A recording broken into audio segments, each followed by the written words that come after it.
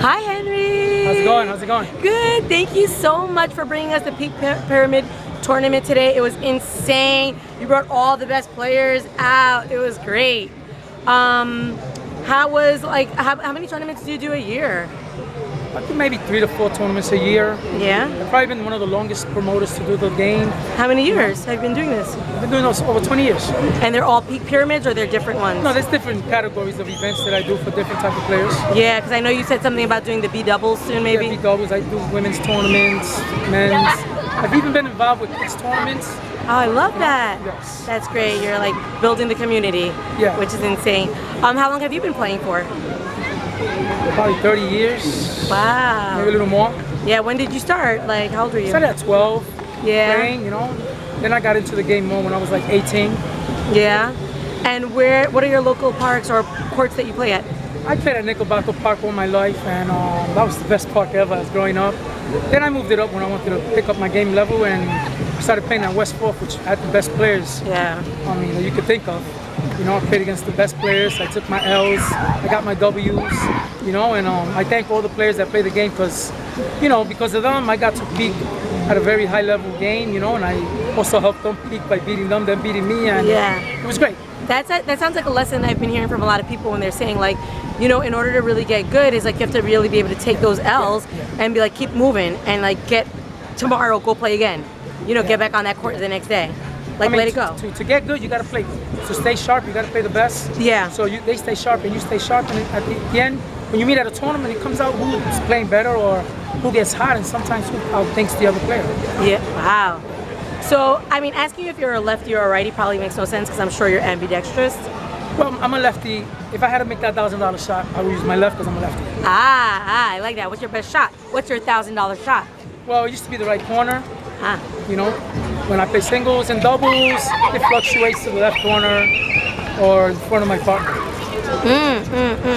Now, do you have any like good advice you would give maybe a C player that wants to be a B player that wants to be an A, or just somebody like me who really doesn't know how to play but would love to get on that court, but I'm just scared of the ball coming at me? So, well, there's ways of learning the game. You could either play and just try to figure it out, which is the long way, or you can actually do drills, and by doing those drills, you become very perfect with those shots that it helps you when you're playing, you know? The drills, do you learn them from like other players when you get on the court? Yeah, like a top player can tell you what maybe you can do for drills to help you. And learning how to serve? Serve, you can watch somebody serve and learn them and practice them and do them. Okay. But like drills, to practice a killer shot, everybody needs a money shot. The money shot. Well, a money shot is pretty much a shot that you do all the time to get out of a play. If you get that setup, that's the shot you go for. What's your money shot? A money shot was the right corner in singles. The right corner, I love it. What's one of your fondest memories? One of my fondest memories was beating 2 of my idols, which was Angel Marquez and Buddy in a tournament. Whoa! Guys, you heard that? Boom, boom, boom, shots fired! Those were 2 great of the players. I mean, I yeah, looked up they to them. are. Beating them was like a big pride and joy to me because I looked up to those guys. Those guys were before my time. What tournament was that? It was the last... I forgot the name of the tournament. It's okay. But it's one of the big ones, okay? Ajax. It was the last Ajax event ever. Oh, they didn't do that anymore after that? No, they don't do. Wow. Was that in Ajax Park? Where was that? No, it was in a park in Queens. I don't remember the name of the park. I feel like it might have been Ajax. It was the first I think time I heard that. Yeah. But that tournament was known. Yeah. And everybody was like, why don't you just put the trophies under their name?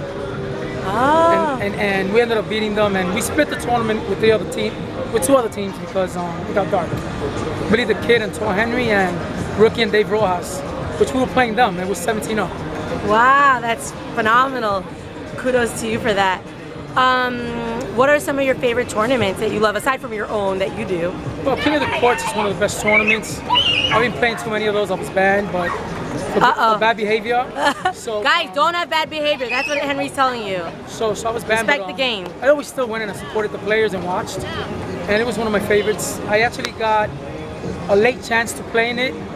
So I took it all the way to 3rd place and lost. And I've always been chubby, so 3rd place to me was like winning first. Yeah, that's great. That's even a good lesson. You know, it doesn't matter if you're 1st or 3rd, you're still a winner. Stamina was a little of my weakness.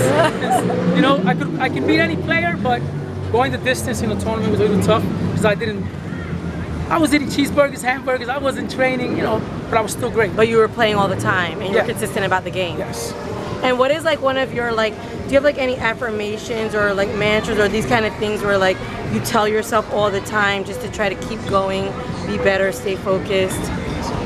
Well, when the big Florida tournaments were here, and we used to fly to Florida to play for big money, a lot of people don't know this, so I'm going to share this with you. I always played against Rookie before the event in doubles. I would play against him. I got a few victories off of him, and I lost most of the time. But playing good against him showed me that I was ready for those Florida events that I was playing with him. See, people, they know these secrets. And Rookie, rest in peace? No, Rookie, he's alive. Oh, okay, I'm sorry. That's somebody else. He's alive and a pain in the ass. Okay. Rookie, don't be a pain in the ass anymore, please. But no, Rookie was the best player in the game. He's like Michael Jordan of handball. I love it. And he was my partner. So I would play against him before the big tournaments to make sure that I could be, if I was sharp against him, the rest of the competition, they were going to have a problem. So that's what I used to do. But they didn't know this. Now they do. That's awesome. So play against your real, like the real guy that you know, the top he guy. He was the best. Yeah. I wasn't going to meet him in those big tournaments because I was his partner. So I played with him a week before those events. That's smart. That's smart in anything you do. Even if you're going to take a test or you're going to do anything, it's like, you know what? Let somebody who's like the best at what they're doing or like the smartest person, like try to like, you know, go back and forth with you and see, do you know your stuff or not? The funniest part, one time I played with Pee Wee against Rookie and Gio. And Pee Wee was our biggest competitor.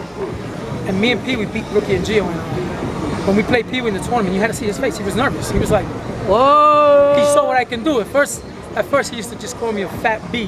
That, you know, he can't win with me. But then when he played with me, he saw, damn, this fat guy is really good. That when we played against him in the tournament, he lost badly because we already had him psychologically.